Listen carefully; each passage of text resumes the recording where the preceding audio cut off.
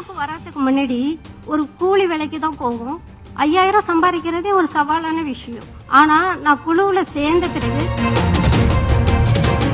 நாங்க 2021ல ஒரு சின்ன முதலீட போட்டு தான் நாங்க குழு ஆரம்பிச்சோம். இப்ப எங்க குழுவோட மொத்த சேமிப்பு 3,50,000. கோவில்ல வேஸ்டா தூக்கி போடுற பூக்களை பயன்படுத்தி அகர்பத்திகள், கோவுசாலை மூலியமா சாணத்தை டெண்டர் எடுத்து அதன் மூலியமா பஞ்சகவிய சாம்பிராணி, பஞ்சகவிய விளக்கு, இது போன்ற பல ப்ராடக்ட்கள் செஞ்சு நாங்க விற்பனை செய்யறோம்.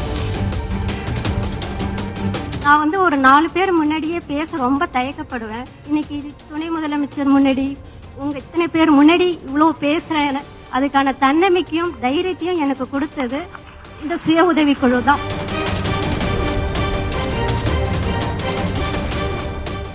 நான் விஜயலட்சுமி, தர்மபுரியிலிருந்து வரேன். எங்க குழு பெயர் ஸ்ரீ சக்தி சிறப்பு மகளிர் சுய உதவி குழு. எங்க குழுல மொத்தம் 10 பேர் இருக்கோம். அந்த 10 பேர்ல 5 பேர் மாற்றுத்திறனாளி, 5 பேர் நலிவுற்றவங்க. எங்க குழுவுல உள்ள ஒவ்வொரு உறுப்பினருமே சுயமா தொழில் செஞ்சு நாங்க பொருளாதார ரீதியா ரொம்ப நல்ல நிலைமையில இருக்கோம். நாங்க 2021ல ஒரு சின்ன முதலீட போட்டுதான் நாங்க குழு ஆரம்பிச்சோம். இப்ப எங்க குழுவோட மொத்த சேமிப்பு 3,50,000. மாசம் 1000 ரூபாய் சேமிப்பு செலுத்துறோம். அதுக்கான வாய்ப்பை எங்களுக்கு சுய உதவி குழு தான் தந்தது. அதாவது நான் குழுவுக்கு வர்றதுக்கு முன்னாடி ஒரு கூலி வேலைக்கு தான் போவோம். 5000 சம்பாதிக்கிறதே ஒரு சவாலான விஷயம். ஆனா நான் குழுவுல சேர்ந்த பிறகு நிறைய வாய்ப்புகள் கிடைச்சது. அதை என்னால பயன்படுத்திக்கணும்னு நினைச்சேன். எங்க மாவட்டத்துல நிறைய சிறுதானியங்கள் கிடைக்கும். அதை வச்சு சத்தான ஹெல்த் மில்லட்ஸ், அதாவது சிறுதானிய சத்து மாவு, கோவில்ல வேஸ்டா தூக்கி போடுற பூக்களை பயன்படுத்தி அகர்பத்திகள், கோவுசாலை மூலியமா சாணத்தை டெண்டர் எடுத்து அதன் மூலியமா பஞ்சகவிய சாம்பிராணி, பஞ்சகவிய விளக்கு, இது போன்ற பல ப்ராடக்ட்கள் செஞ்சு நாங்க விற்பனை செய்யறோம். இது எல்லாத்துக்கும் முக்கிய காரணமா இருக்கிறது என் சங்க உறுப்பினர்கள். அவங்க தான் எனக்கு சப்போர்ட் பண்றாங்க. அதாவது நான் 5000 சம்பாதிக்கிறதே ரொம்ப சவாலா இருந்த காலகட்டம் போய் இப்ப என்னால மாசம் ஒரு 35,000 சம்பாதிக்க முடியுது. நான் ஒரு தனி நபரா போய் பேங்க்ல லோன் கேட்டேன்னா என்னால முடியாத ஒரு விஷயம். கிடைக்க ரொம்ப கஷ்டப்படணும்.